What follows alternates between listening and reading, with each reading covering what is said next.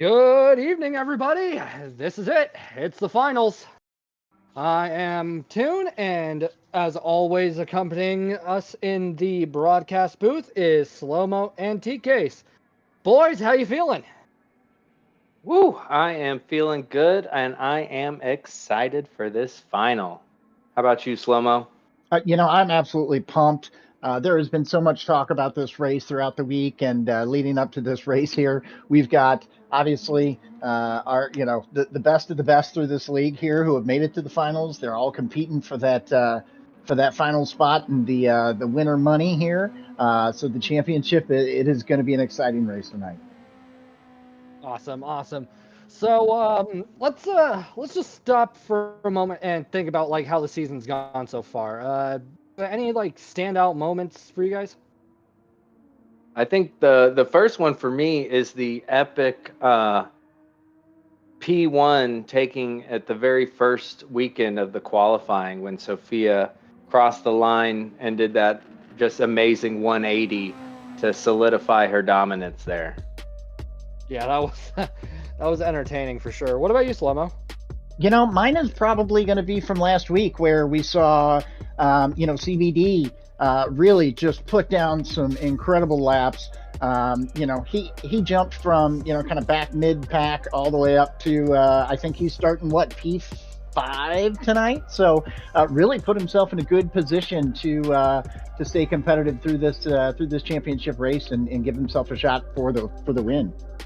Oh yeah. Now, speaking of the race, as you can see on your screen, today is, of course, the finals. And for those of you that weren't aware or missed the reveal last week, we are doing the Nurburgring Grand Prix layout in the Super Formula 2023, and the drivers could use the Toyota or the Honda because it's the same car. Don't at me. There's going to be no qualifying. The grid has been set by the championship points that the drivers have accumulated over the course of the season. There is 19 times tire wear and 8 times fuel burn. All racing tires are required, and it's also been made blatantly aware to the drivers if there is heavy rain, they still have to be mindful and adhere to the racing tire requirements for this race, lest they get a sort of penalty from the stewards post-race. Toon, another thing to keep in mind here is that we have heavy damage on again this week. And as we saw it play out a little bit last week, with that heavy damage, you got to go into the pits.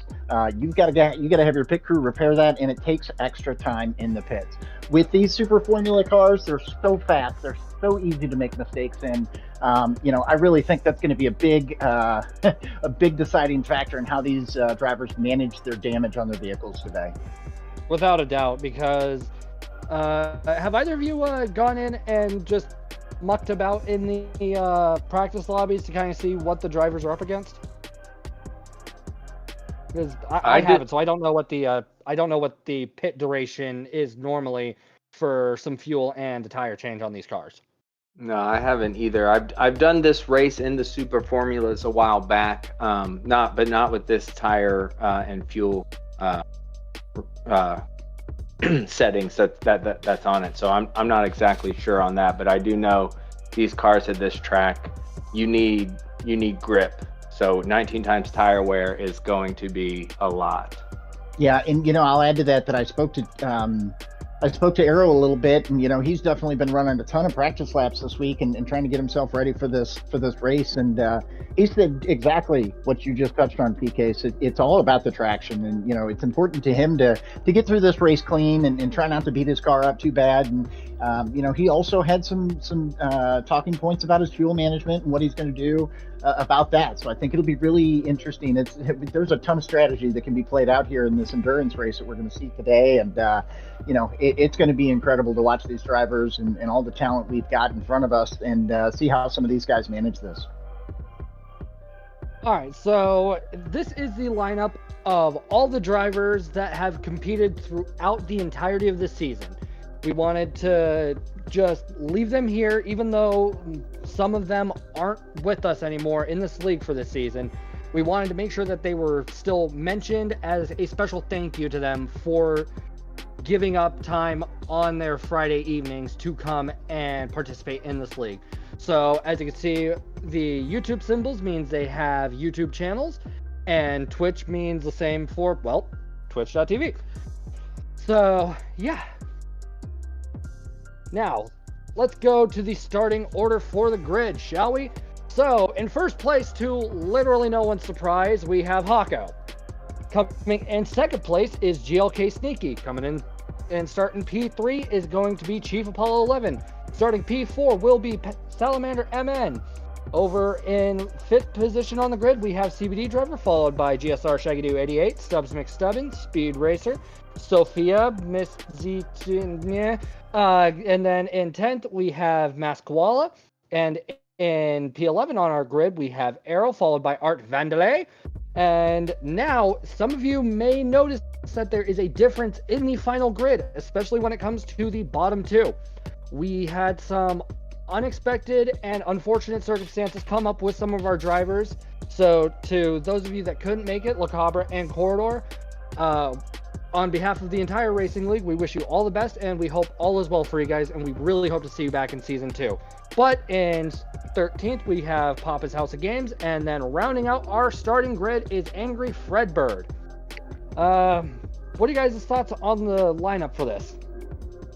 I talked to Shaggy a little bit earlier this week, and one of the things he said to me, he's starting P6, is if it rains, I can win. So I think if we get some good wet weather, we're going to see a complete shakeup, and the favorites for this race may no longer be favorites. Yeah, and that's a great point. And anything can happen in this race. You know, obviously the weather's going to play an important factor in that, especially when they still have to touch all three tire compounds, regardless of what happens or how long it rains. So that could be tricky for some of these guys. And, you know, just a quick reminder to everybody, you know, as you see those driver points, how they got here, you know, some of them got here by winning their splits, but those driver points from the last race were total cumulative and then also awarded for first, second, and third of each race. So that is determined where they're starting today. There's no qualifying with our final race today. That the order you see is the grid start these guys are starting in, and then as they finish, that's how it's going to end. So it's going to be, you know, from board to board here, and we're going to be excited to see who. Let me go ahead and say it. Can anybody beat Hako today? I think with some of the confidence and the fact that this is winner take all, I think we're going to be seeing some very unexpected things in this race. This is one, I know we've said it before, but this is one you absolutely don't want to miss. And if you know anybody that's interested in watching this, please spread the word, share the channel, share the broadcast. Now, as a special treat to all of you and a treat to us as well, we will be having a little bit of a pre-race interview with none other than the man, the myth, the legend himself, the charming gentleman with an even more charming smile, MCNaughy. Woo! How are you today, sir? Yeah. Thank you guys. You guys give me too much credit, man. You guys give me too much credit. But oh man, we made it to the finals. It's great to be here. It's great to be here. How you guys feeling? Excited. It's bittersweet, but I'm excited. Yeah. So, you say we give you too much credit. I don't think we give you enough, because if it wasn't for you being the mastermind behind this, none of us would be where we are today. Like, we wouldn't be right here doing this and having an amazing time. Well, yeah. I mean, I always had it in the back of my mind when I started this channel that, like, one of the things that I wanted to do to try and give back to the community promote the community kind of is to have a league like this, because I know there are a lot of leagues out there, but I just wanted to try and give my take on it, and kind of utilize the tools that I have and the community that we have all here together to put something pretty fun out for a viewing audience. Yeah, Naughty, let me ask you. We've really gotten a lot of great feedback and compliments on the Naughty Racing League and how it's structured and how it's run. In retrospect, would you have done anything different for season one? The only thing I might have done differently is kind of just plan it out even further in advance.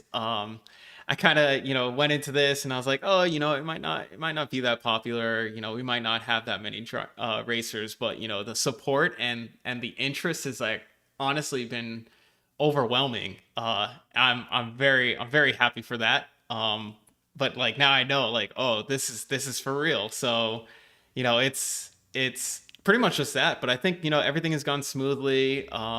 Drivers have been present, hosts, stewards. It's gone as smoothly as I could possibly hope for. So yeah. That's TCase, really awesome, do you have man. anything? Oh yeah, I just wanted to commend them on doing something different. If you ever tune into when I do my live streams, I go on and on about how the daily races are a lot of the same old thing over and over again.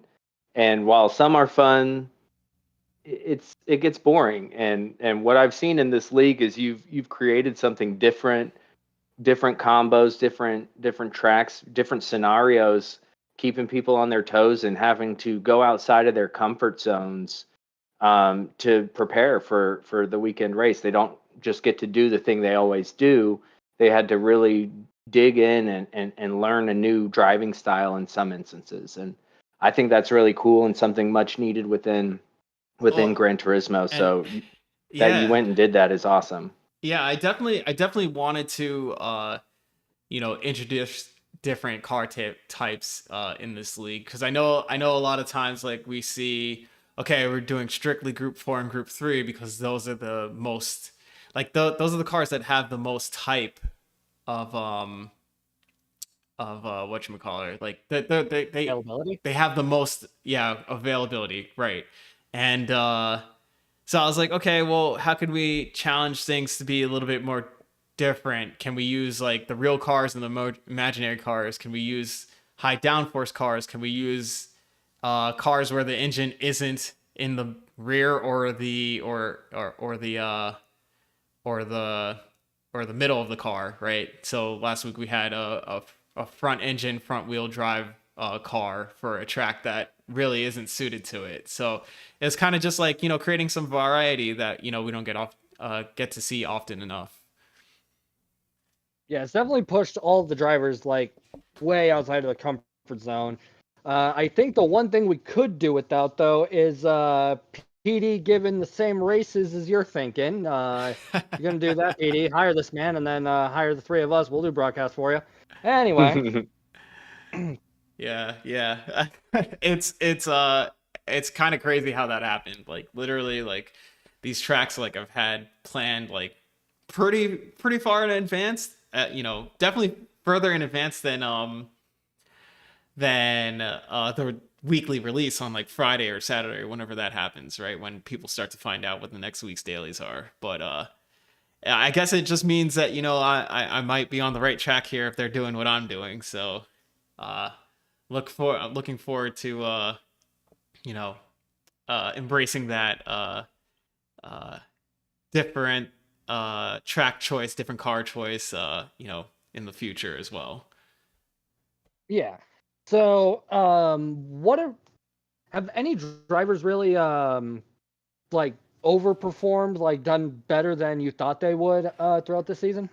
Well, I'm honestly I'm amazed at how well everyone is done, and you look at the top of the grid, like Hako is starting P1, and like obviously you go into this thing thinking like he's gonna perform well, but some of the analyzing that he's done before races and post race analysis that he's done to show what is effective and what is not effective, that blows me away. So like even like those at the front of the pack, I feel like they've overperformed. And definitely like you look further down on the grid, Papa from Papa's House of Game, he was able to get into the final due to like an unfortunate circumstance for another racer, but he's here.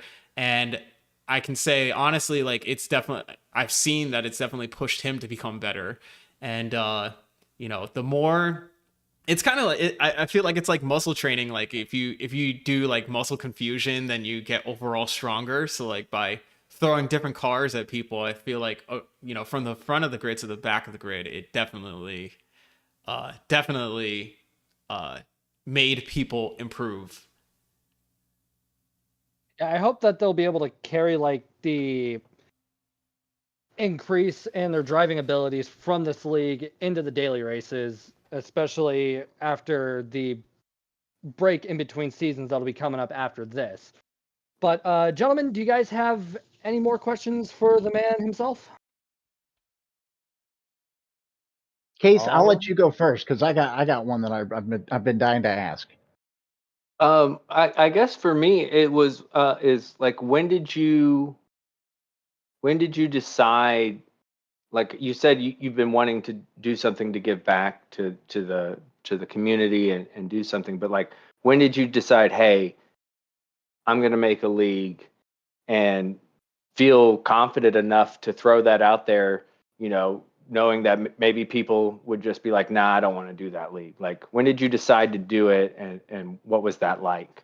So I actually had a stream not too long ago, maybe a couple months ago, where like people were talking about the impact that I guess that I had through my normal daily streams, the smile and all that kind of stuff, right? And it actually kind of got overwhelming because like I didn't understand, like for some people, like it's the gravitas of it all. Like we're streamers, we're content creators out here, but like some people like literally look forward to us as like a bright spot in their day in otherwise troubling times. And I was like, okay, well, this means that I got to kind of double down and like, if I'm doing a good thing here and it actually matters, like let me keep having that impact. So after this one particular stream where it got like pretty like emotional, I was like, okay, how, I'm definitely going to do it now. I think I always had thoughts that like, okay, if the channel ever becomes something, that I would do a league, but like that kind of solidified it. And as far as like the confidence goes to put something together, like, it was kind of a leap of faith because like I didn't know, when I put that video out, like introducing the league, and when I did that interview with Chunky on his Unrestricted podcast, I didn't know if it was going to be successful. And the worst thing that could have happened is that it's not, and we cancel it, and we move on. But like, the support that you guys have shown me, have shown the drivers, have shown you three hosts, the stewards, everybody involved behind the scenes, like it's crazy, and it just makes me want to keep going.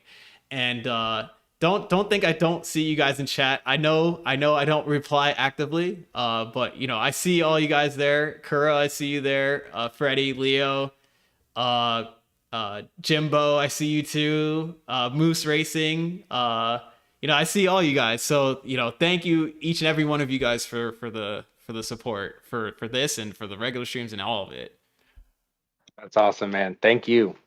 Yeah, Naughty. I mean, again, thank you for everything you do. I wanted to take a second and congratulate you on your recent milestone. For those of you guys who might not know, Naughty hit a pretty cool milestone, got his 1,000 subscribers. So that's really very cool for you. Yep. It's really been awesome to be a part of this. And, I from all three of us, I just want to take a second to thank you for all you put into the league and the streams and, just brightening up our days with that big fancy smile you got there all the time.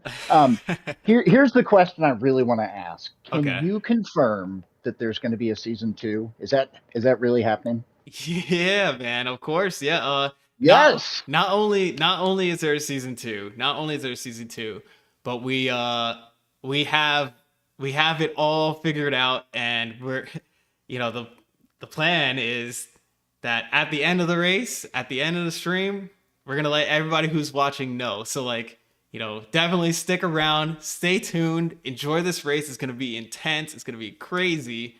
And, I know a lot of you guys are chomping at the bit for season 2. So tonight's going to be, the first opportunity to get that info to get yourselves ready for season 2.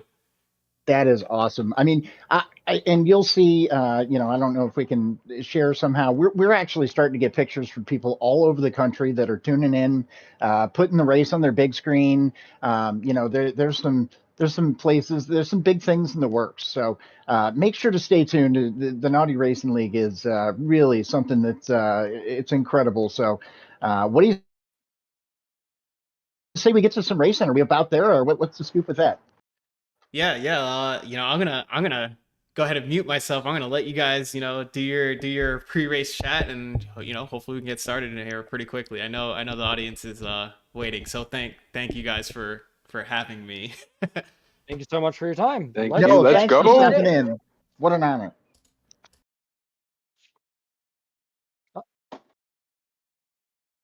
That was pleasant. That was great. I've been wanting to do that all season, just knowing what brought this about, and really this league is just blown up in the last month, and I honestly believe there's nowhere else to go but up from here. No, I'm with you. I think it's been absolutely incredible. It's like a roller coaster ride because we get really excited, and it's like through the week you're ticking up the hill. We get to race day, and next thing you know, it's over. I'm just really glad that we can go back and kind of watch the streams and relive some of those moments, and also check it out from the different viewers, drivers' perspective too, because you got a lot of those guys who will share their perspectives or their streams, and you can go back and see it from everybody's different perspective and learn some of the things the drivers are doing along the way. Oh yeah, absolutely. What you were saying about the week, it's like I found, we finish on Friday, and you're all pumped for Friday, and then you realize, you got another week to go, but we have our midweek production meeting. Find myself looking forward to those as we gather along, and then we start talking to the drivers and start interacting with everybody, get you all excited for Friday again. And then now that, we got the official word that we're going to have season 2, and I know I'm coming back. What about you, Toon and SlowMoe? You guys going to be back for season 2? Yeah, there's nowhere else I'd rather be. Like, I love this. This is awesome. Just being able to chill in the booth with you two and call some amazing racing, along with getting to know some of the drivers that are in the league, getting to check up on them, see how they're feeling, really establishing some camaraderie in the league itself. It's just been amazing, and as long as this league's going on, I'm gonna keep coming back and doing this. Yeah, I'm 100% in. As long as McNaughty will have me, I am happy to come back and do this. And like I said before, it's just an honor to be a part of it. And we get the best seat in the house to watch these incredible drivers, showcase their talents out here. And not only that, there's a little bit of money involved for it as well. So maybe now's a good time to mention that. The drivers are racing for a pot of cash. Anything that's donated during the stream, that goes right into the drivers pool. So this is a community-funded league. There's good money in it for these guys. And in addition, we really expect season 2 to be more drivers than we had this year. So it's going to be exciting. I think that as we get into these guys setting up for the finals, you're really going to see a lot of competition between the entire field. Because of the potential for weather and the tire compounds, the fuel management strategies. I guess maybe my question for you guys is, do we want to take bets? Is anybody going to run out of gas, or anybody going to blow their tire today? Somebody's going to run out of gas for sure. For sure. You think so? I think so. And with Gran Turismo, you don't really run out of gas. You just get limited to, what is it, like 50 miles an hour or something like that to get back to the pits. But I think from what we saw last week, people were pushing the envelope, and we had a couple run out of gas. And I think we'll see that again, where if your fuel doesn't line up with your tire management, I think we're going to see people push it a little further. And same on the tires. Maybe they're not due for fuel yet, so they're going to stay out on some tires that they probably shouldn't stay out on. Yeah, okay. When you put it like that, now I'm starting to see where you're coming from with people getting limited to about 50 miles an hour and everything. But they've had the entire week to go about practicing, and they're all very much aware that this is a 60-minute endurance race, and they're also very much aware that turn one, lap one is going to be a nightmare. So they need to give other people some space to get through Mm-hmm. that turn, because our stewards are only human. They have emotions too. They can't go through an entire race of just turn one incidents. They'll hate it. They'll hate Yeah, us. yeah. And that's another good thing to note, how much they've been practicing. But how much have they been practicing following another car? Because these are high downforce cars, and if you're not familiar with that, these cars rely on their downforce to get grip. And when they have that downforce, it's not putting as much strain on the tires because the body of the car is actually providing them grip. When you get behind and around another car, you lose that downforce, and therefore all the strain goes on the tires. So if you've been practicing these laps in clean air, maybe you can get 9 laps on the softs. But I highly doubt you can get 9 laps on those softs when you're following closely behind another driver, because you don't have that downforce.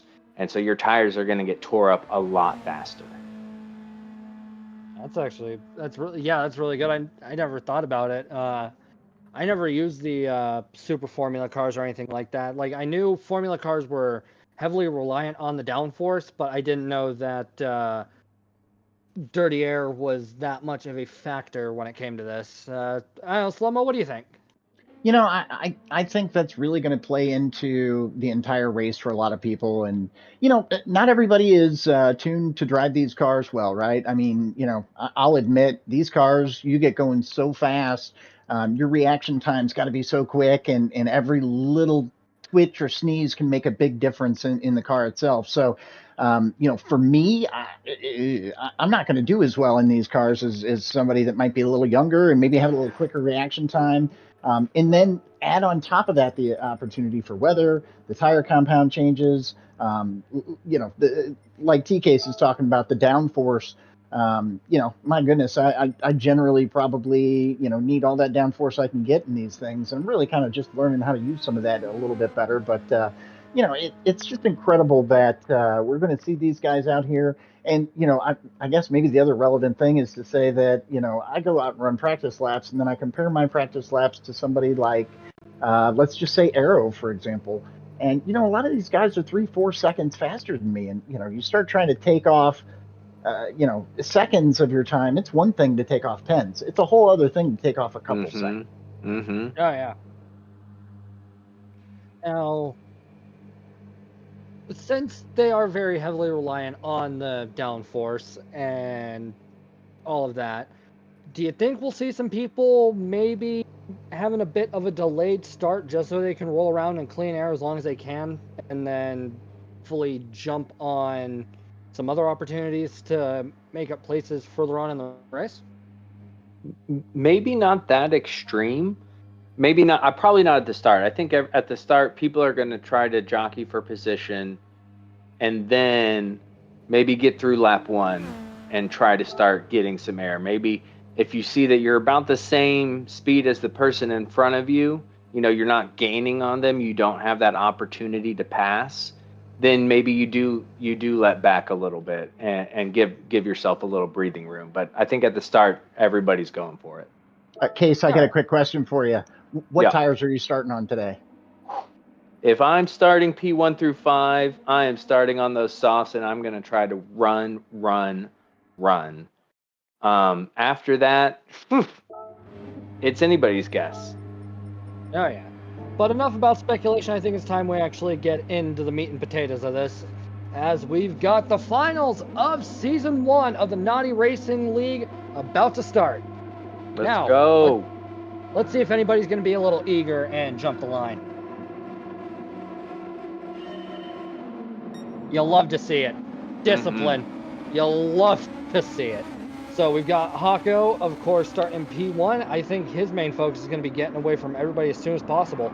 Everybody bunched up right there. Hako gets run wide. Yeah.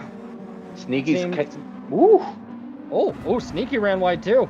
I think he may have gotten a little eager after taking over his mentor. No, that was Wow. impressive. I think it got as much as 3 wide, but they did make it through cleanly. Some people did get pushed a little wide, but nobody came plowing into anybody, which is obviously what you usually see in a daily race. So already we're seeing much cleaner driving. This is what a great start. Yeah, Oh, and yeah. just an interesting fact: you had Shaggy, Papa, and Fredbird all started on hards. Then you had Stubbs, Speed Racer, and Sophia started on mediums. Oh, wow. wow. So we've already got a very diverse set of strategies going in.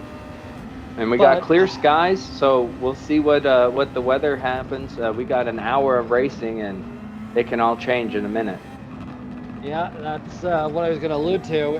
Everybody's got different strategies going on, but with an asterisk there, how long will it be before people are going to have to start changing their strategies on the fly due to the unpredictability of the weather? Because the drivers weren't given exact details on what the weather was going to be. They were given what it will be at the start, and then I'm pretty sure that's it. Well, isn't it almost random? I mean, if I'm not mistaken, I think there's sections of this. I mean, and just like weather's generally going to be, I guess you never really know what's going to happen. But this is pretty true to form in this race, if I'm not mistaken. And we got Stubbs McStubbins making a move. Wow. I've got Oh. word from production that we've got 2 super chats already. We've got a $10 donation from Dave's Not Here, and we've got a oh wow, that is massive. We have a $50 donation from Fernando Button. My lord. Way to be, Fernando. Yeah, Jesus, that kind man. But on behalf of the entire Naughty Racing League, the drivers current and former, such as Fernando and Nikki themselves, we thank you all so much for your support. Thank you. What great racing we just had. I mean, Stubbs McStubbins went for it. He made the move, but then he was too eager on the throttle, got a little squirrely, and it's a tight pack here battling for 6th place. Yeah, I mean, it's a tight pack up at the front, too. I've been kind of watching Sneaky's leading Hawko, and then you got Chief Apollo right behind him, and you know, CBD's not far back either. I think they're going to keep this as tight as they can. I know these guys are really trying to file in line for the first couple laps and follow and reserve fuel and maintain tires. So. Oh yeah. And when I was watching some practice earlier, I was seeing roughly 7 or so laps on a tank. So we'll see if running with other cars affects that, if anybody's able to fuel save, or if people are all going flat out. That's definitely going to be something to pay attention to. I don't know what happened here, but one of the looks like Fredbird's already got almost a 40-second gap between him and Papa. So something, I don't know if he spun out, or I'm not sure. I didn't see what happened there. We got a penalty. Had a 1-second penalty. Oh. That's interesting. Got to be mindful of those track limits. And this is one of those tracks that it's weird on the track limits. There's spots where you can go over the white line. We're coming up to a spot right here. They can push it outside of that white line there and get no track limits. Yet earlier in the lap, if you push it outside that white line, you're getting a 1-second penalty. So this is one of those weird tracks where if you haven't practiced it over and over again and learned where you can push the envelope, because you want to use all the track available. That's the fastest way around. And you try to exploit it where you can, and clearly Arrow tried to exploit a spot, and it didn't work out for him. Yeah, if you look at that livery that Arrow's got, that's commemorating McNaughty's 1,000th milestone there. How is it now? That's fantastic. Yeah, he's got the crown on top. Yeah, how cool is that? Very cool. That is touching. Great nod to our fearless leader here at the Naughty Racing League. Yeah, and Art Vandalay just served a 4-second penalty. I didn't quite see what he did to get it, but that dropped him typically back penalties like that 11. is contact. Unless you've just done a ton of track limits, that's typically a contact penalty. Yeah, because normally like a contact penalty for collision or running someone off the track ranges from 2 to 5 seconds.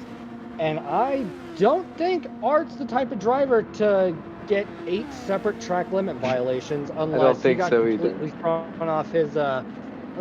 thrown off his racing line. Yeah, I mean, he's not really either the type of driver to make a bunch of contact, but you know, again, these cars are fast. Your braking point can be gone before you blink, so you really got to be on your game to be competitive with these guys. Oh, especially if you're falling victim to dirty air. Yeah, that can definitely come back and bite you, especially if you're not thinking 2 to 3 steps ahead. Well, Papa ran pretty wide there. There's a great battle going on between 8 and 9, Speed Racer and Sophie right now. And I mean, Speed Racer is just trying to take a spot, and Sophie's pretty wide at this point. You know, she's driving big. Yeah, she is. It looks like she's got a 13-second deficit behind first. So let's see, where's that put her? She's 13 seconds behind. Here he goes. First. That's an opportunistic move right there. Ooh, Sophia ran wide. It'll be interesting. If she lifted, she shouldn't get a penalty, but if she kept her foot in that, there might be a penalty coming her way. Is that a track limit spot? That is, if you push it too far beyond the curb, you can get one there. But it looks like she was okay. That's not a typical overtaking spot into that left-hander. That was pretty opportunistic of Speed Racer, but good on them to keep it clean and not make contact. Well, and both those drivers were on mediums. Pretty straight up battle there, if you ask me. And that'll be interesting to see. So it seems like the people in the back are running on the hards. So they're clearly going longer. So we're going to see, 3 different strategies off the back by each cluster of cars. And once they start mixing together, we're going to see the time difference between those tires. Yeah. Do you think we'll see pretty similar pit strategies to what we saw last week in Elimination Round 2, where people mainly just be pitting to change tires when they also need to grab fuel? Or do you think somebody's going to try and quickly run some laps, as many laps as they can, really, on certain tires, and then just do a lap or 2 on like a harder compound just to get them out of the way? So last week, they were in Honda Civics, road cars. You can drive a Honda Civic on no tires. You can do that. You can't drive these cars without grip. Like, these have so much power to the rear. If you don't have it, you're spinning around. That's a contact between Sneaky and Chief Apollo. That's unfortunate. It was a battle. Oh, look at this. CVD driving into the corner. Wow. That was aggressive. This is great. Now see what happens going into turn 1. We haven't noted that they do have overtake in these cars. It looks like the go faster button. Yeah, CBD driver's almost out of his overtake, and we still have over 50 minutes of racing left to go. Can that recharge, or is that just all you get? That's all you get. I'm not sure. I'm from what I understand, that's all you get, but I could be wrong. I would speculate, and maybe we'll see it, but when you go into the pits, I wonder if that'll refill it for him. I don't think I've ever seen it, but let's go and take a look at how Speed Racer's doing in his battle for P6 against Shaggy. Oh, he is right up on Shaggy at this point, just kind of, trying to stay close and find that opening. Speed Racer is on mediums, Shaggy's on hards, so you would think that Racer would be able to find some space and get by him with this, the technical sections in here. Yeah, that's true. But I think it also is a testament to Shaggy's ability to defend a position, because if Shaggy's able to hold off Speed Racer, Stubbs, Masqual, and everyone down on the hards, then Shaggy might be a pretty fierce competitor come time to change tires and everything. Ooh, getting Absolutely. close. We got a little contact. I don't know if he touched him or not, yeah. And you can notice there that Speed Racer hasn't used any of his overtake. So he's got a full tank of overtake there, and you can even use that defensively. He could use it now to hold off Stubbins, but it seems like he's holding on to it. Oh, Stubbs ran up right next to him. Through the chicane, wow. Just sent it through the chicane, my lord. Yeah, I guess Stubbs was on the brakes. I expected him to be able to kind of drive by there, but I think he had the line, but maybe just not the momentum. And with chicanes, it's I love a good chicane overtake because the outside line becomes the inside line. Yeah. So you're instinctively, if you're trying to overtake, of course you're going for that inside line of the first part of the chicane, but then you're immediately on the outside. So you really have to be brave on those brakes, and in that one he just wasn't. Oh yeah, I agree completely. Now, seems Salamander's about a 1 1/4 to never. Did we just have lap traffic already? We have lap traffic. Yeah. Wow. 7 That laps happened in. That happened sooner than I thought it would.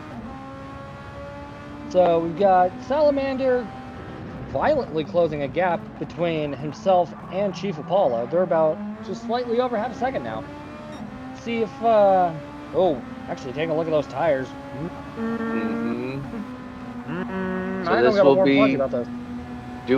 Does he try to? Because he's only got one more lap on those tires with any grip, but he's got a couple laps of fuel left. Do we see him pit for the tires, or does he try to hold out until he's running on empty?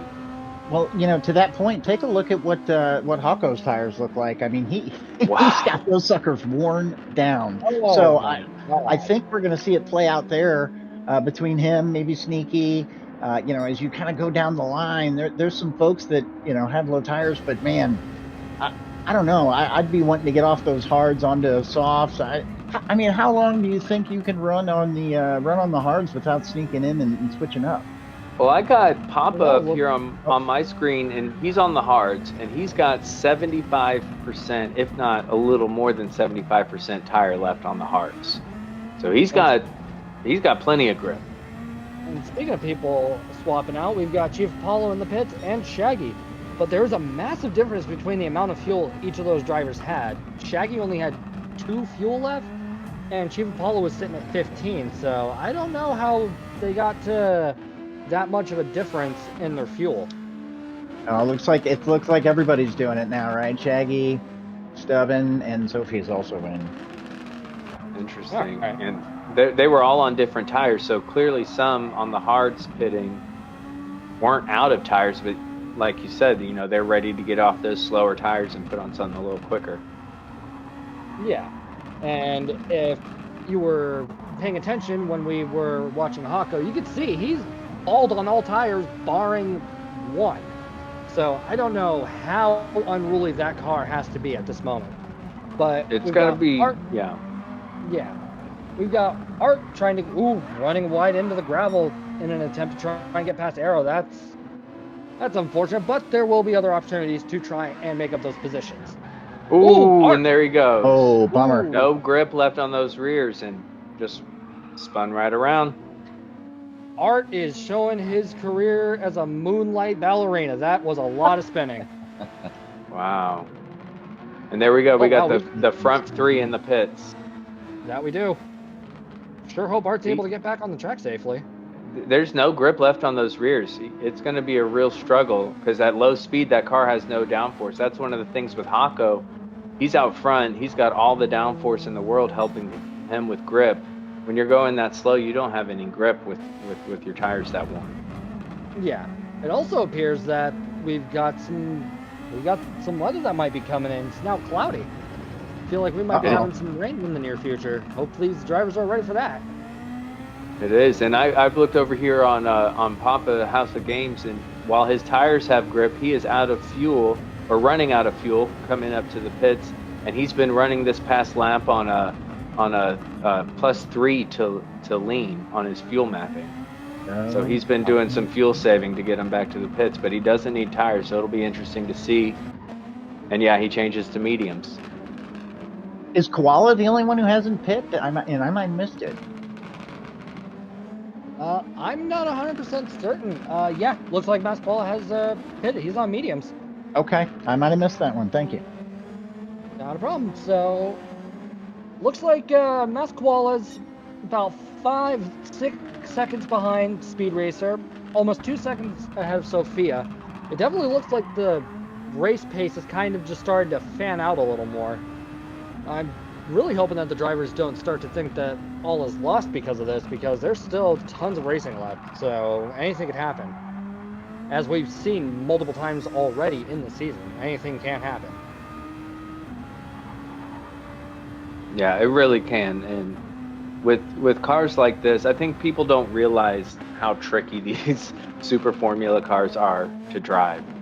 Um, you put that in with the tire wear that we have and weather, it's like, I mean, it's all, we already saw one person spin and spin and spin and can't get back on the track. So throw some rain in there. Let's see what happens. Yeah, you think the rain's gonna wind up slowing the drivers down up at the front of the pack, or do you think it'll just give them more of a lead? For some, it's going to extend the lead for sure, but I think there's some drivers a little further back that once that rain hits, they're confident enough to push it maybe a little harder. And when you're up front and you got the rain, you kind of want to settle in. You don't want to spoil that lead, right? And then you got somebody in the back with nothing to lose who's willing to push it. The next thing you know, they're right on you, and you got to start pushing. They've already figured out where the grip is, and now you got to try to find it. Oh yeah, but I feel pushing it might be a little risky, as we saw Sophia get a little squirrely with it coming around the turn to the start-finish straight. Yeah, and I was just going to say, as you kind of saw earlier, man, once you lose control on these cars, it can sometimes be really difficult to get it back and get it calmed down and get it settled. You know, for whatever reason, there's so much power that these guys have that, man, you sneeze or cough sometimes, and that throttle's just too much. Yeah, I thought I had a problem with preventing like the snap oversteer on the Group 3 cars, but I remember doing the menu book for the Group 1s, and I found out you could do the super formulas instead, and that was an entirely new skill set. I thought the Group 1s had everything coming at you at the speed of light, but the super formulas, when I was driving, it's starting to panic because everything was like, oh my god, oh my god, oh my god. I know exactly what you mean. As we're watching Papa here, Papa and Fredbird really probably didn't get as much practice as some of the other drivers, with their late notices to get the bump up. So, as you watch him, his inputs are so smooth. Just watch him, just kind of touch that brake. And here's a question I've got for you, and it looks like Papa's running a couple different assists. Maybe we should look at that, to see, I know there's some guys that aren't running assists, but I wonder who is. Yeah, Toon and I were actually talking about that a little earlier today. It's a huge variety, and some are using all three, like Papa's using all three. Some are just using traction. Some are just using steer. Some are using stability. And it's a good mix, and I think it'll be interesting to see that if it does rain, the people who aren't using any, do they then switch some traction control on?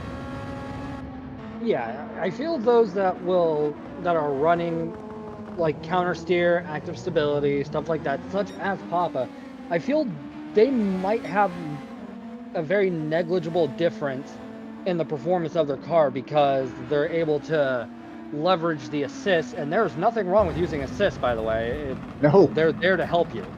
So absolutely, just being able to leverage those, there is a chance it might come out in Papa's favor, especially if the rain starts coming down. Yeah, when I get into cars that have this kind of power, personally, I'm not a professional driver. I need some traction control in something like this. I just do. And maybe it's the pedals I'm using. They're not I'm on a Logitech 923 wheel and pedals, and I'd like to get some new pedals, but again, work with what you got, right? I mean, you can have fun with it either way. Yep. Oh, and we got an off. Art Vandalay. Oh, Art's off? Oh, that's unfortunate. Art Vandalay, yep. P13 now. Papa was right behind Art, and they were going through the horseshoe hairpin, and he ran wide.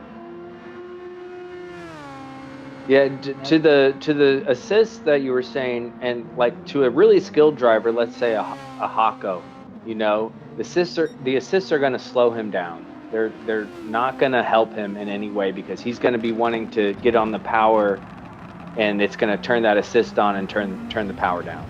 Whereas another driver who's not as skilled as him, that's going to help them do better. It's going to get them to go quicker because in any other scenario they would just be crashing. So when you get in these cars, if you're not able to get a lap done with with the assist turned off, turn some of those on so you can get some laps in. And as you progress, you can slowly turn those down. Yeah, that's a really good way to think about it. You know, one thing I want to add to that is, you know, Hawko prides himself on his consistency. And, you know, if you kind of look through his lap times, that's really what his goal is. You know, he's going out there to be consistent, to run the same lap over and over and over and do it successfully without mistakes.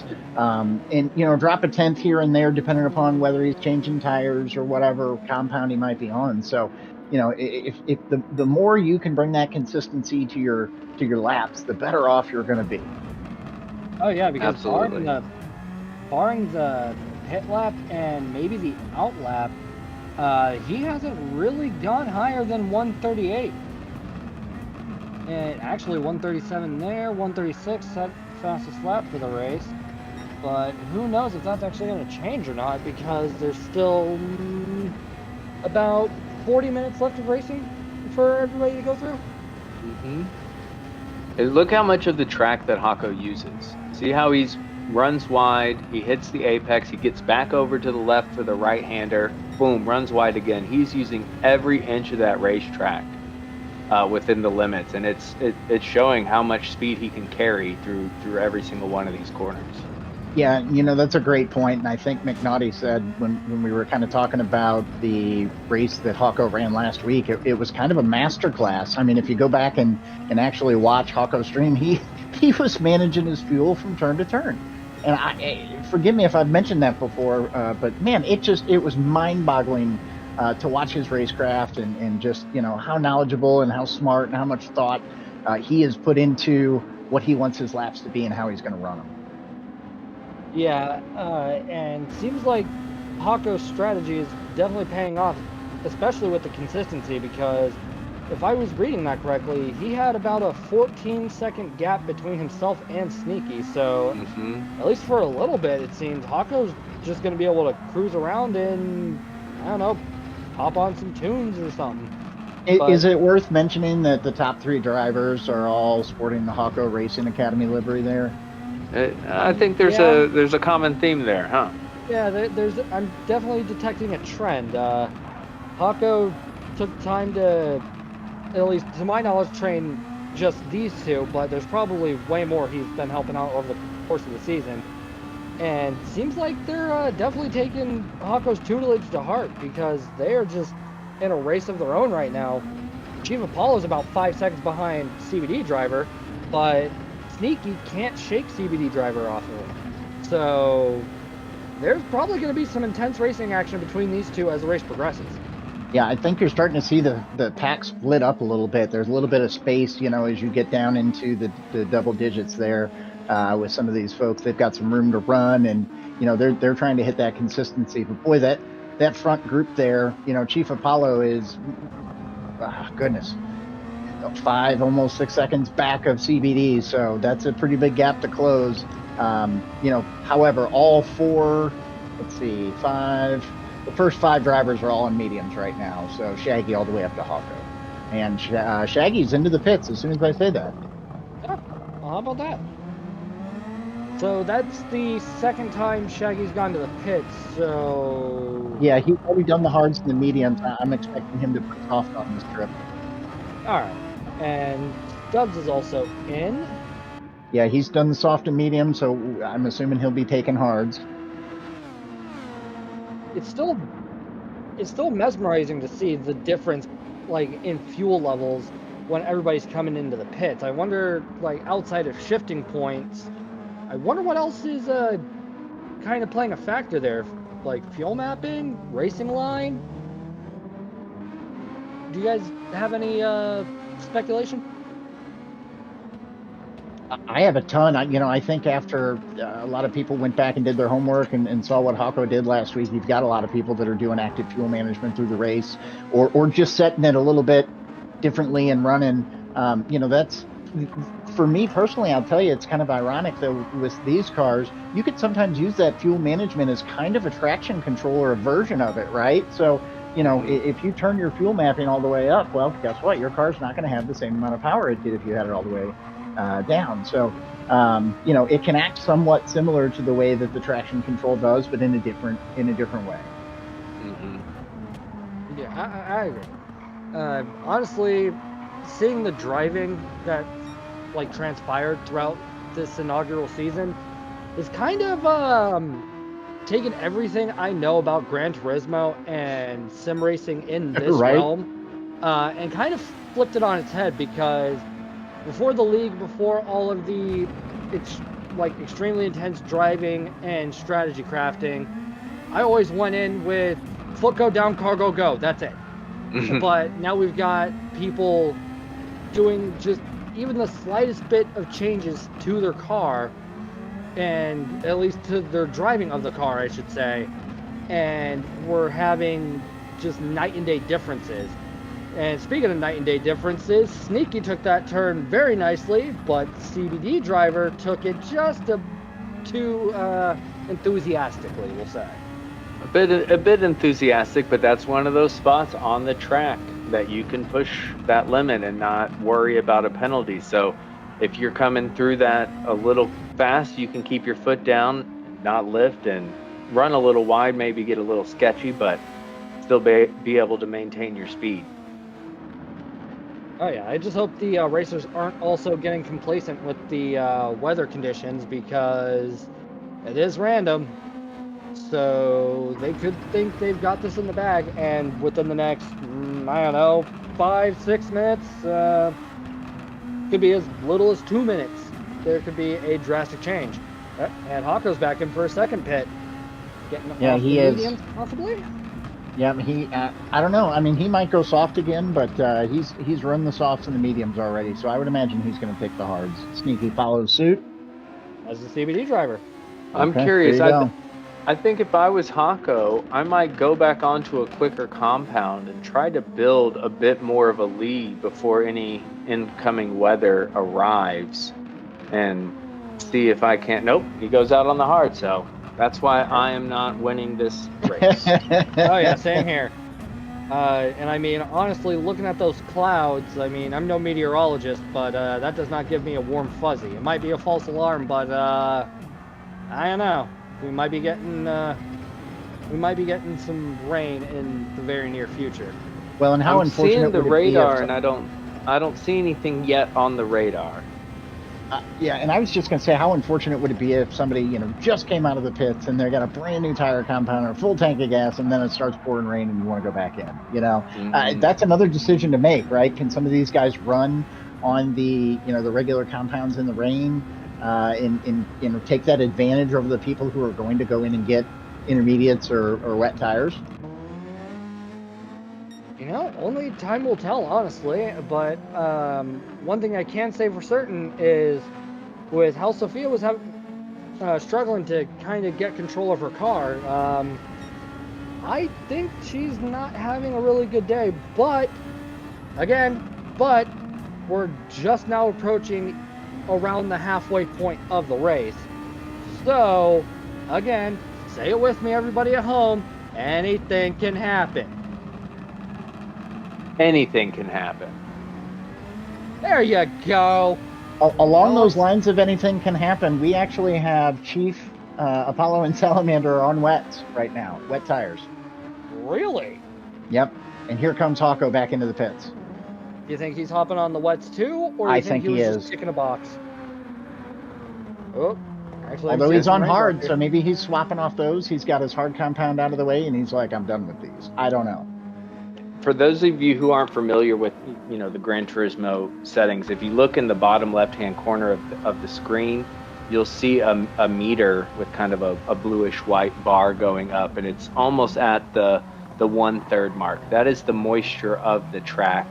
And really, once it gets over that first line, which it's about to be, that means it's time for intermediates. And then if you get up to that second bar, that's time for full wets, and we got people in the pits.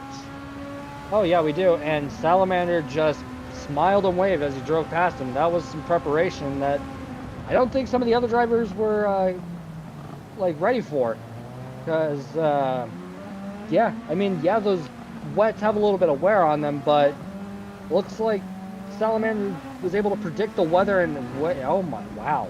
That is coming down way coming harder than I down. thought it would. Holy crap. It's Okay. going straight through the intermediate level and onto wet. So Salamander made the right call, not going to the inters and going straight to the full wets, knowing that when it rains, it pours. Man. Figuratively and literally. Yeah, I'm running out of room to track my pit stops here on my paper. You know, it's going by fast here, and we're only halfway in. Yep.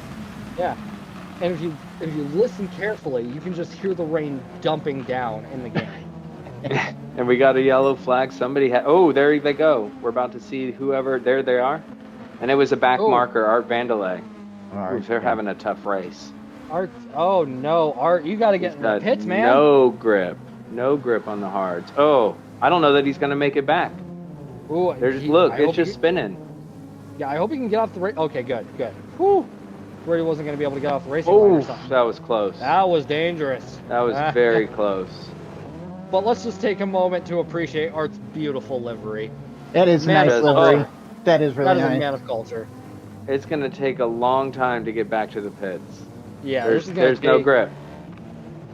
Yeah, I think here comes CBD driver and Salamander hot on his tail, and he's able to get into the pit lane. There you go. Okay. Ooh. Look at Hako just smoothly through turn 1. Yeah, smooth. It looks like Hako's taking his time. And he's got his assists on, so he's getting a little assistance there, which you really need in this wet weather. And I just also got word we got another $20 super chat. Well, another super chat for $20. I'm very sorry for that slip up. And I just want to personally thank you for your support. That is awesome. Yeah, very awesome. Very generous of you. None of this would be possible without all of you viewers that take time out of your Fridays to come and watch this. It means a lot to all of us. Absolutely, and it's important to note, obviously not everybody has the means or the ability to donate to this league, and we're not asking you to, but if you could subscribe, check out some of these drivers. Us as hosts, we all have channels. Take a look at those, see if there's anything you like on there. Click that like button, click the subscribe button. Doesn't cost you anything, and it helps us all out a lot. Now back onto the racing, let's see what we're looking at here. We've got Salamander about 1 1/4 seconds behind CBD driver, and that was definitely some insane places made up, especially because Salamander was able to kind of predict the weather and pass everybody as they pit, swapping onto the wet tire compounds. We've got Salamander also about 1.5, give or take, seconds in front of Shaggy. So I don't know. Now it's actually gone up to 4. Oh, that's gaining. Wow. Yeah, Salamander's trying to leave the back of the pack in the dust. And we've got Shaggy about 4 seconds behind, 4 seconds ahead of Chief Apollo, and having a little bit of a grip issue, it seems. And would you believe that Art is still not made it into the pits yet? He hasn't gotten in the pits. We just saw that there. Yeah. Wow.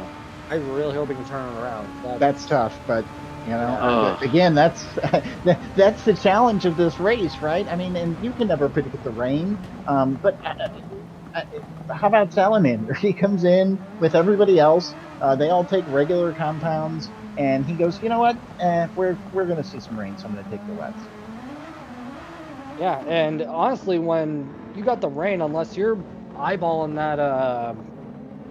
that weather radar like a hawk, you're kind of just speculating on what kind of tires you're going to need, because obviously with the weather radar in Gran Turismo 7, it's like, a regular weather radar you would see in, on your local news station. So I think Salamander was very much well informed and even better prepared for the eventuality of that. Yeah, and he did take a bit of a gamble. That's a gamble. It could have been light rain and not been so bad and blown out, and he would have been stuck on some very slow tires out on the track. But he went with his gut and went with the wets, and it was the right call. Yeah, and I think you're also going to see some of these guys have been through all 3 compounds, but some of them, for example, like have taken that wet compound, so now they've added an extra compound into the mix of what they have to accomplish. Oh yeah, but since you have been keeping track of the pit stops, how many of them were able to tick off all their boxes before the rain came coming? Oh, not as many as you'd think. We had, let's see here, 6 of them that made an extra pit stop. So those are probably the guys that had it all knocked out. They had their third pit stops in there, and took another pit for wets. Okay, well, hopefully the other drivers are going to be mindful of that and realize that, hey, I've still got one more tire I got to do. But judging by the looks of the rain, I don't think it's going to be easing up within the next couple minutes. So they may have to make a last-minute pit to tick off those boxes. And we saw how hard it is to get around on any type of non-wet compound. We saw Art try to get into the pit. So if somebody's going to have to pit onto softs, mediums, or hards while it's still this wet, it's going to be a long lap. Mm-hmm. Oh, without a doubt. Now, what's interesting here, Arrow's about 15 seconds ahead of Sophia. It seems like the race is reaching its crescendo on being split, but Sophia's also almost 30 seconds really ahead of Papa. And has Art made it to the pits yet? Art did. Art made it through the pits, and he's in and out. Oh, good. Oh, that's a relief. I don't know. I'd be pretty frustrated, personally, if, like, I was in that position. So I'm glad Art was able to stick it out and make it back to the pits to continue racing. Yeah, there's a great battle going here between 8 and 9. Or I'm sorry, 9 and 10. I know we were watching Arrow, but Stubbs and Speed Racer, they've been pushing each other pretty hard here for a minute. 8 and 7. It looks like Stubbs is starting to make a little bit of distance here between him and Speed Racer, but that can seem to close up quick. Yeah, only time will tell, really, because we still got about 23 minutes left of racing action for everybody. So this is we really can't call the race yet, and it'd be doing all of our drivers a disservice to call the race this early on, because with racing it's not over till you cross the checkered flag. Yeah, and this is an endurance race, right? So yeah. At that last, once it's over, it's what position they're in, that's where they finish. So to your point, anything can happen. It could rain for another 20 minutes, and really make it tough for these guys to get some of their compounds on if they haven't already done it. Again, and we saw last week, you can make it to the very end and then have an incident. We saw several drivers last week who were doing well and were going to finish in the top 5, and then second to last lap made a mistake, and it all went out the window. So it's definitely not over until it's over, and really, like we've said this whole broadcast, anything can happen. Yeah, and now I don't wish this on any of the drivers, but I do think it would be kind of funny if somebody crossed the line just a second too early and was pushing their fuel all the way to the brink, and then ran out of fuel as they crossed the line, but had to go and do another lap because they were just a little too eager on the start-finish line. That definitely could happen. It would be really terrible if that was the case. But if you look here, look how much drier the track has gotten already. Oh yeah, certain spots it's still wet, but there's a good dry line, and this is where, if anybody's running on the intermediates, I believe Papa's on the intermediates, he's a good way back, but anybody running on the inters versus the wets, they're going to start getting a little quicker out here now that there's a good dry line. Now, anytime you get off that dry line, it's going to get wet again. So the curbs, all that's real slick. So you got to be careful. But this is where the inters start to get quicker than the full wets. Yeah, and if you're on the wets and you're able to start taking a drier line, it's just going to chew through your tires. So it'll be falling off at an exponential rate. But speaking of everybody throwing on assists, Yeah, look at this. do you think people threw on the driving line? Because the driving line shows you what the driest line will be on the track. I didn't know that. It's the driving line is technically going to be the driest line because that's where everybody's driving. What makes the line dry is the cars going over it with the wet and intermediate tires. Those tires are designed to throw the water out. Yeah, look, it's pouring again. I think whether or not you have the driving line on or off, I think visually you can see it, and now you can't see a dry line at all because there isn't one. Boy, it just poured. Yeah, it looks like back further on the track, there's just one spot where it's borderline torrential over there. That's a cool feature of Gran Turismo that some other things don't have, is the ability for real life where it could be raining really hard in one turn and not at all or hardly at all in another. Ooh, and a little bit of contact there with Shaggy. But yeah, there we go. They sorted it out. Back to racing. And seems to be there's no damage on the car, so no harm, no foul, right? Yep. Those type of incidents happen. I was going to say that group is racing hard. What, 5, 4, and 3? And actually 2's right there. Two right there, yeah. It's a pretty big pack, yeah.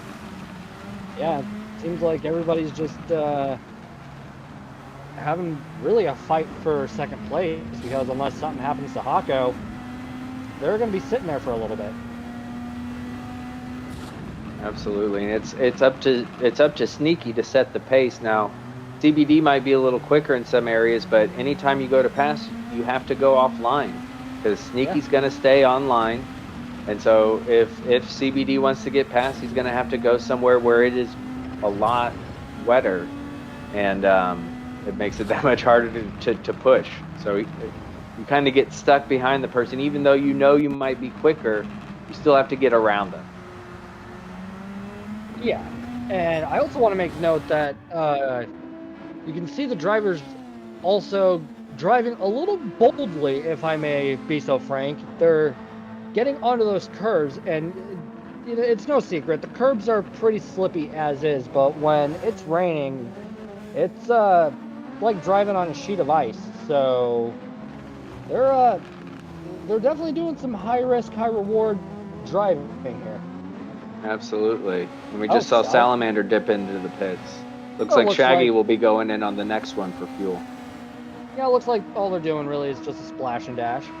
So nothing really to be concerned about, but I wonder if Salamander's been keeping an eye on the weather radar, because if his previous pit was anything to go off of, then the drivers might want to pay attention to what Salamander jumps into whenever he gets out of the pits. Absolutely, almost like being the guinea pig. He made the right call on the first tire change, and now everybody's going to be looking to see. And it looks like we still got rain coming, so we'll see what he comes out on. He came out on the intermediate. Okay, yeah, it has dried up a little bit. We're not in that top third of moisture on the track, so it is technically in that intermediate. And as long as it doesn't get any harder, as far as rainfall goes, I think the intermediate's the right call. Yeah, what is pretty much the criteria on like you deciding to jump onto the wets over the intermediates? You really want to use that gauge there in the bottom left hand next to your tires. Anything in that 2/3, that middle section, is where you get to intermediate level. Now, for me, I'm not a skilled driver in the wet, so even when it's in intermediate level, I personally put on wet tires because I'm not good enough to be running out there in the intermediate, so I go straight to full wets. But a skilled driver, like a lot of these drivers are, you can do the intermediates, and anything in that bottom third, even though there is moisture on the track, you can get away with. Oops, And we got Fredbird's off. Fredbird. You can get away with driving on slicks as long as it's in that 1/3. And anything Okay. in the final third up there at the top, which it's just at the almost there in some parts of the track still. That's where you want to definitely go into full wets. Yeah, and it seems like Salamander was on the right track because if you look up at the skybox, it's getting a little brighter. So I think the rain may have came, had its fun, and is ready to go on home. Let's hope so. I think it'll be fun. We get this rain here in the middle, shake things up, make people change their strategies, make people adjust, and then clear it up and let people finish on some dry track. Let's hope that happens, and if it doesn't, well, we're in for a nice wet finish to the race. Yeah. Seems. Oh, wait. Hold on. Shaggy. Why are you on softs? Wow. Now look at that meter. It's almost there into the bottom third. If he stays on the dry line, if you're skilled enough and he's got his assist turned on, this is where he might make up a lot of time here. If he can keep on the dry line in these softs, he really might start gaining on the people in front of him. Bold move by Shaggy. In the weather like this,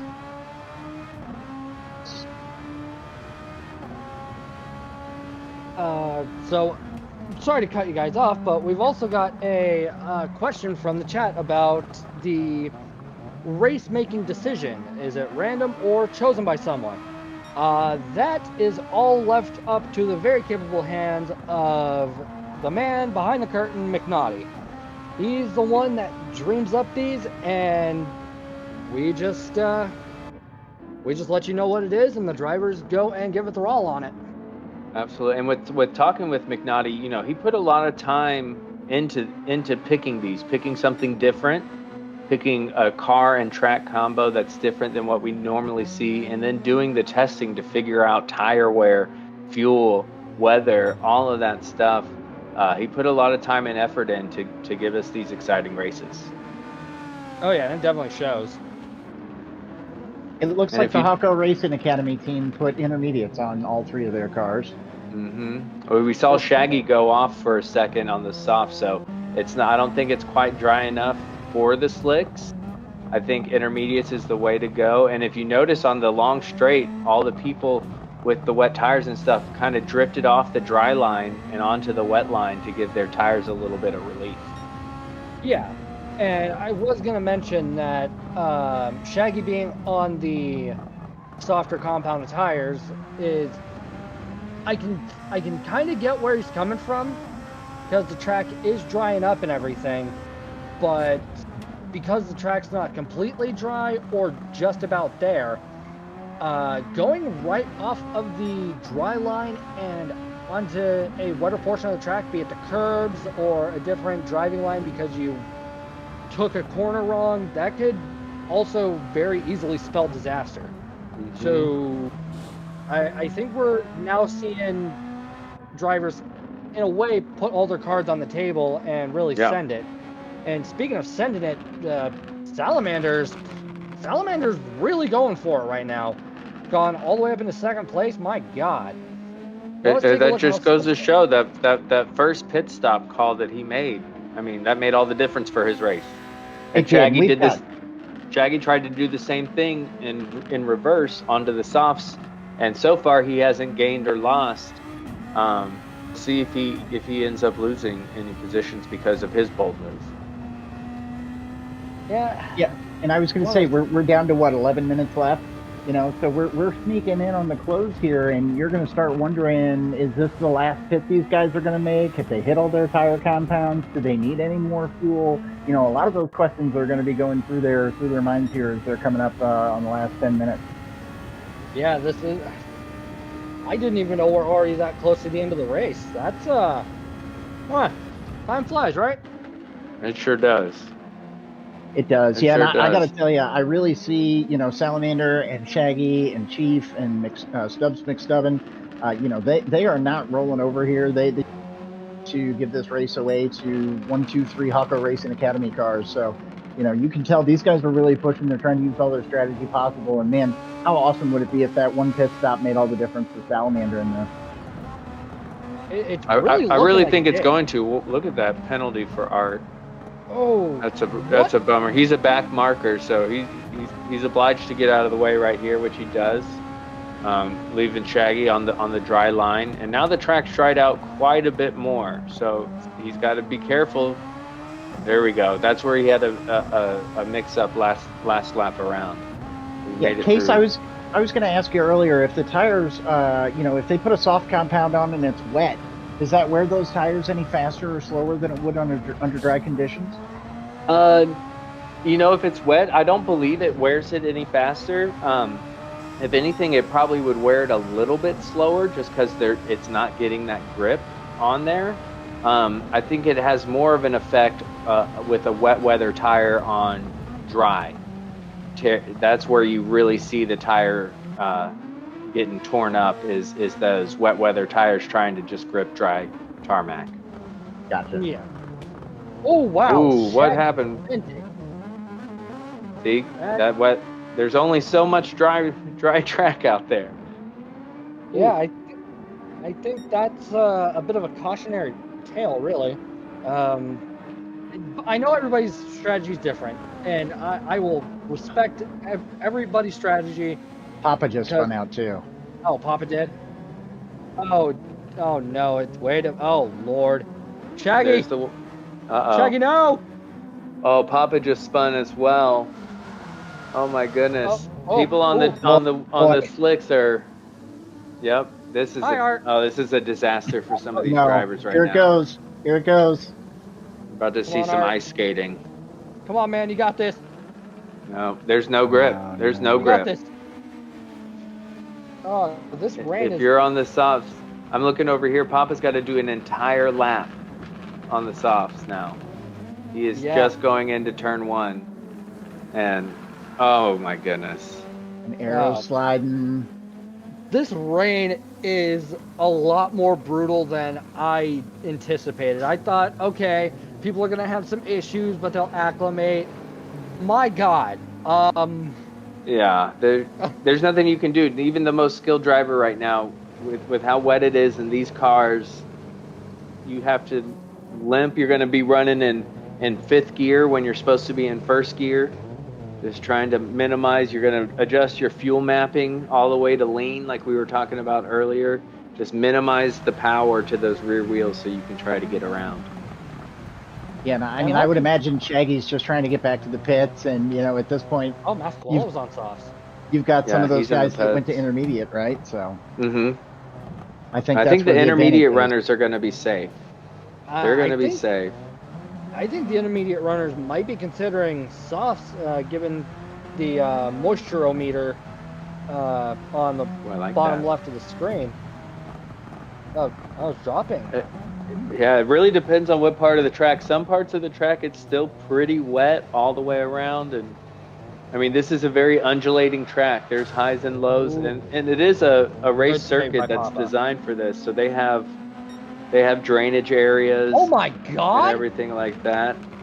Do we have somebody challenging for first place now? Right on Hawko's tail. Oh, how about that? All right. We got 6 minutes left of this race. That timing couldn't have worked out any better for Salamander. Oh my Look God! at that. No, and that's what we were talking about, of Hawko setting a pace and being up there and being comfortable and running his own race until somebody pushes right up behind him. And now we have Salamander and Sneaky both on his tail. And I don't think anybody's mentioned it, but I've heard got a yellow flag. rumblings. Somebody's off. Oh, yep, Papa, as they pass there. I've heard rumblings that Hawko does not like rain. Whether that's true or not, I haven't validated it. I haven't heard from him directly. But, I have heard some people kind of throw that out there that he doesn't like rain, and you'll see in his lap times up there. He's definitely slowed down a little bit, and Salamander's trying to run right behind him and really give him a run for his money on this one. Let's see. Oh, Hako's also kind of sitting on empty on the overtake department. So I think Salamander... We might see it right here. We might see a massive upset here. This is... Ooh, I'm on the edge of my seat right now. Let's see if Salamander uses that overtake on this long straight. Get in the slipstream. Yep, he's using it. He's using it. Oh my God, he is. You got to be careful in turn 1, right? Yeah. Look at that. Oh, Tiptoe wow. through. Yeah. Well, Hako was able to get a little bit of breathing room, but will that continue to be the case? Because Salamander's catching up, and Salamander's... Yeah, we're less than 5 minutes into the race, and Salamander is out here to take some names. And Sneaky's right behind him, so while Salamander's focused on what's going on in front of him, he does have to be careful, because at any moment, Sneaky could be sneaky and get right past him. Yeah, and they're going through this technical section. I mean, it's left, right, you know, on the gas, touch the brakes. You know, there's so much technical driving that's going into this section for these guys. Anything can happen. One little mistake and the entire field changes. Oh, there might have been a mistake right there, and then we got a back marker. Back marker gets out of the way. Good on them. Good on them. Good on you, Speed Racer. Oh, this is getting... Hako ran a bit wide in the hairpin right there. This is getting very, very bumper to bumper. It is. Oh, Hako ran a little wide there too. Ooh, do you think he's feeling the pressure? He's got to be definitely feeling the pressure. You talked about it. He's going to use every bit of the track that he can, right? So he's going to run wide. We all know how slick those curves can get. Yeah, let's hope Hako doesn't make a fatal error, though. Oh. I hope Sal got through that without a penalty. And look at those skies up ahead.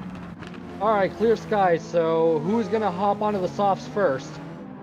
Well, with only 3 minutes, just over 3 minutes left, I think everybody stays out if they're able to, and we see a couple slow laps on these intermediate and wet tires.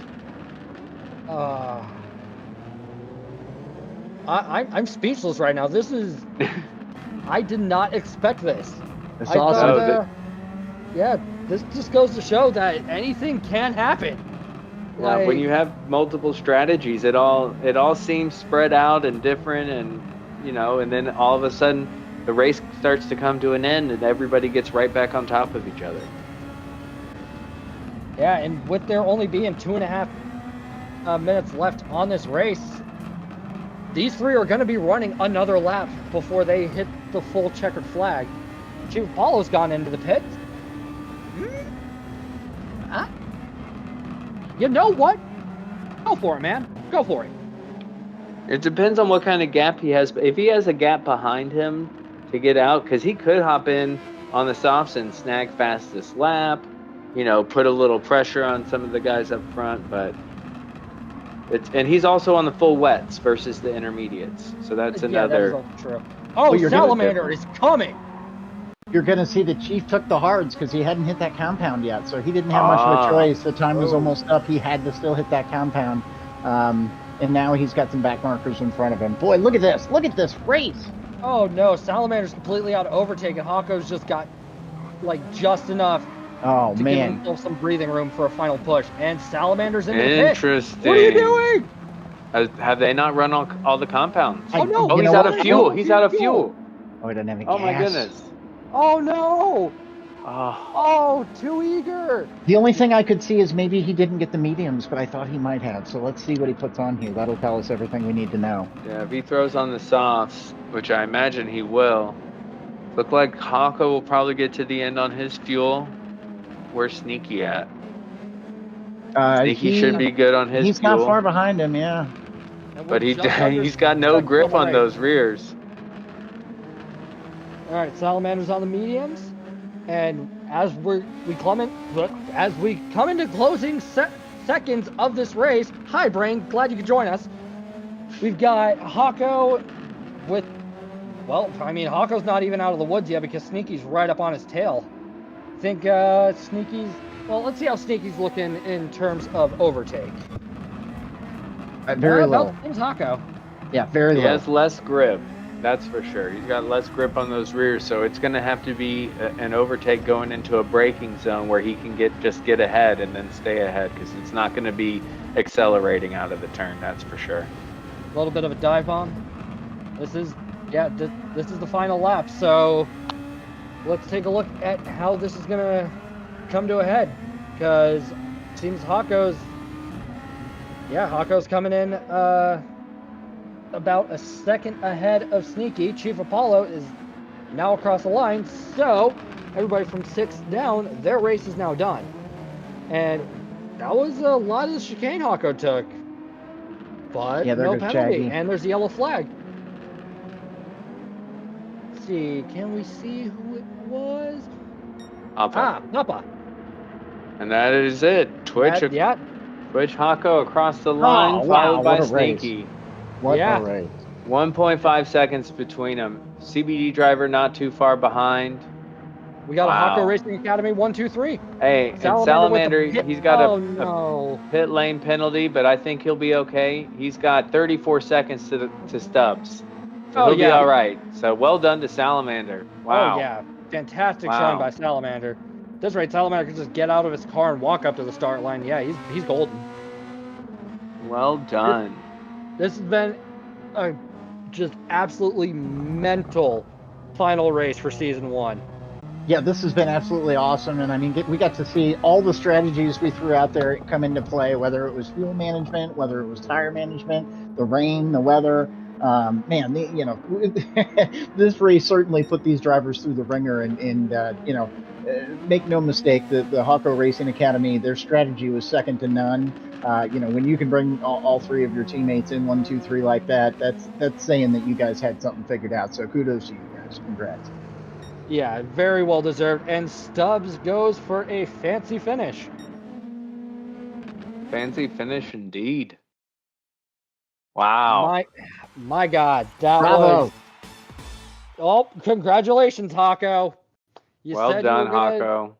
You said you were going to take the crown. By God, you did it. Yep, there's our Season 1 victor. My goodness, congratulations to him and their team. They put it down today, and their strategy, man. That's what I think won the race for them. Do you disagree? Yeah, strategy was pretty much the name of the game. That and, dedication, of course. So, let's take a look at the final classified results in the Season 1 finale of the Naughty Racing League. Coming in at P1, but barely. Let's not forget, Salamander almost had Hako's number, as did Sneaky. So we've got Hako with a 1 hour 27.922 total time. Followed up behind him is GLK Sneaky, and then rounding off the podium with a Hako Racing Academy 1, 2, 3 is CBD driver. Coming in 4th with one hell of a performance, folks, was Salamander. Following Salamander is Stubbs McStubbin, rounding out our top 5. And then into lapped traffic, we have Chief Apollo 11 at P6, GSR Shaggy Doo at P7, Mass Koala at P8. And then rounding out, we have Sophia in P9. Rounding out the top 10 is Arrow, which is 2 laps down. Then Speed Racer, also 2 laps down. Then coming back further, we have Papa's House of Games at 12, AngryFredbird at 13th, and Art Vandalay with a DNF. Yeah, we lost Art along the way there. He ended up getting spun out and stuck in the grass, and I think there was probably only about 9 or 10 minutes left when we lost Art, so it was pretty close to the end. He made it most of the way through, but that's a shame to have seen him quit out. I'll tell you, just looking at those standings, when I talked to Arrow earlier today, he said he was going to be happy with finishing in the position he started. You can definitely tell that he gained some spots there. Him, Papa, and Fredbird. But I would be really interested to hear, what the racers thought of the race today and how much fun they had. So I really think that these guys put on an awesome show for us. What do you think? Oh yeah, that was some top tier racing that we saw from everybody. You don't see that very often. You'll see like the World Series drivers go in and absolutely kill it, but there's also something to be said about the drivers in this league, especially because like we have so many unique drivers of different driving levels. So some might think, oh, this one's a shoo-in, but have some rough luck and all this other stuff. But we can have many races inside these races thanks to the diverse lineup that we have of drivers. Mm-hmm. Mm-hmm. But And I love that people were bold. People were bold. Salamander and Shaggy were both very bold. Salamander going on to the wets early, and Shaggy taking the gamble to get on the softs early, and one paid out and one didn't. And it's good to see people taking risk and changing up their strategies to try to win it. You got to take every opportunity you have, and you only know it's the wrong choice till after it's too late. So kudos on them for being brave and trying something different. oh yeah. But if you will all please be so kind as to bear with us as we take an intermission, we will come back with some more fun news.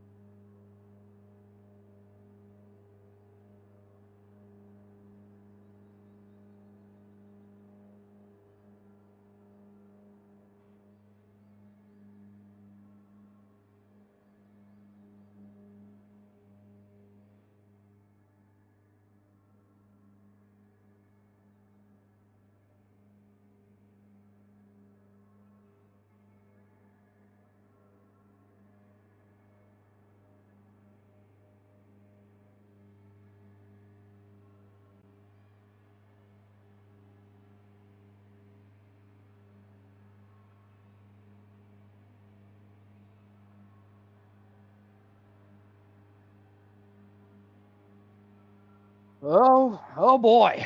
That was wow, that was definitely one that it'd be a shame to miss. I'm so glad I got to witness all of that racing action. What about you guys?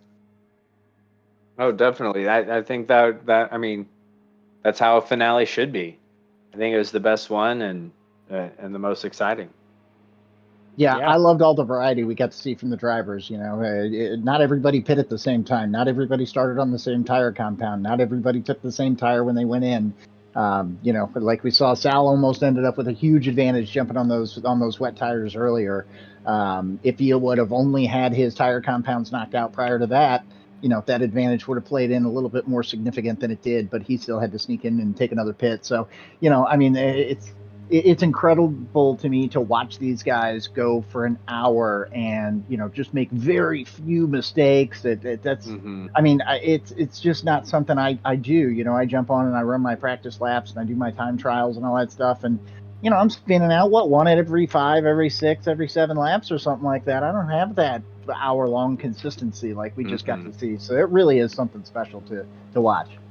Yeah. Oh yeah.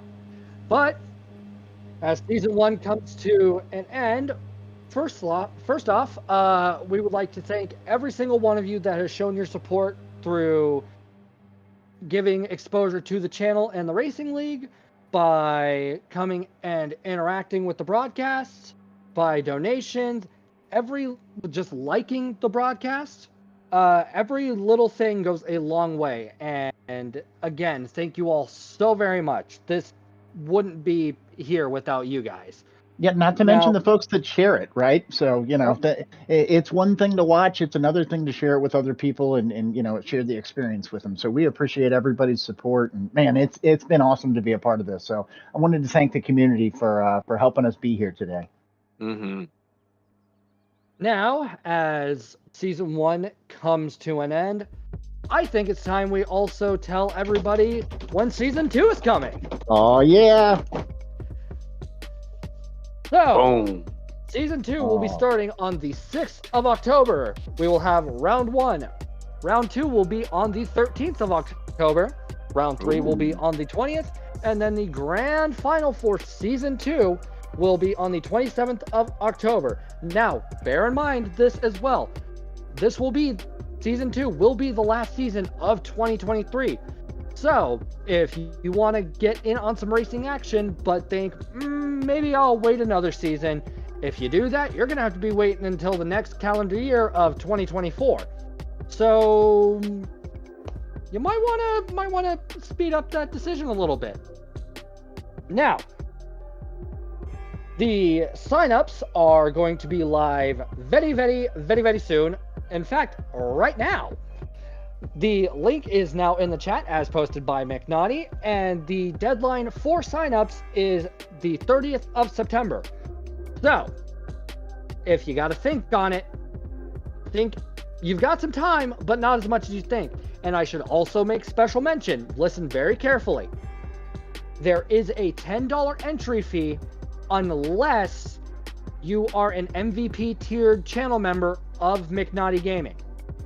So, if you are interested in competing and you are an MVP tier member, keep that active and you have free entry into the league. If you are not a member of the channel, but still want to get in on the action, it's just a $10 entry fee and you're all set, and we'll be seeing you next season. And I should also make special mention that some drivers have gone ahead and sponsored entries for the league. So, depending on when you sign up and ask about it, you may not have to pay anything at all. It all depends on what is available to you when you sign up. So, that's right. Yeah. And there is a limited number of spots, if I'm not mistaken. Yes. There's Yes. 56 spots. So, get in early, guarantee your spot. I don't want to get any messages or see anything on the 31st or the 1st of October about signing up. The deadline is September 30th. So get in there, get in early, and get signed up. Oh, yeah. And since there is a limit of 56 drivers, spots might fill up quick. So may have even less time than you thought.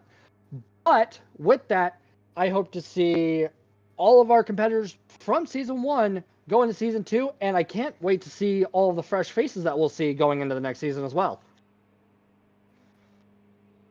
But, gentlemen, do you happen to have any closing remarks? I guess my closing remark would just be congratulations to the Hawko, Chris Hawko, and the Hawko Racing Academy on 1-2-3 finish. That was really amazing. Again, congratulations to all the drivers that made it to the finals. Everybody that was in this race made it through elimination rounds. There were certainly very good drivers that didn't make it in. So, for those are the drivers that we got to watch that maybe didn't have as good of a finish as they wanted. Come back and get them next time. Really big thank you to the community. It's wonderful to be a part of, to see all the love that you guys show. Share the link, share the feed. Talk to your friends that might want to get into this league and get them signed up as quickly as possible, because I promise you this one is going to fill up fast. It really is, and I think what you were saying, with the Hawko Racing Academy taking a 1-2-3, I think everybody who is in it this season, who comes back next season, kind of sees what you need to do. There is more work that needs to go into this than just your regular driving, and I'm excited to see who we see step up, who maybe didn't finish as high this season, and who decides, what, they're going to commit and put the work in to get up to the top, and kind of see if we get any shakeups there. Add to that, I just wanted to say that talking to some of the folks that have been driving in the HRA, those guys have been doing somewhere between 800 and 1,000 laps a week prior to the race. So, if you're talking about, what did we see here today, almost 2-minute laps or something, do the math. Look at the time some of these guys are putting in to to get where they're getting. So, Case, just to add to your point, putting in the work is how you get better and how you get faster and how you find that better line. Yeah. And I just want to throw out that I could not be prouder of this community and of our drivers. So, drivers, this one's directly at you guys. Some of you finished great. Some of you may have finished less than you had hoped. Just know, you guys have done amazing, and I could not be more proud of you guys. You've all done wonderful driving. And I really, really hope to see you guys in Season 2. Absolutely. But I guess with that, signups are now live for Season 2. Remember, deadline is September 30th. Sponsorships are floating around. Channel members don't pay any entry fee at the $5 channel membership tier, and $10 entry fee if you would like to go that route.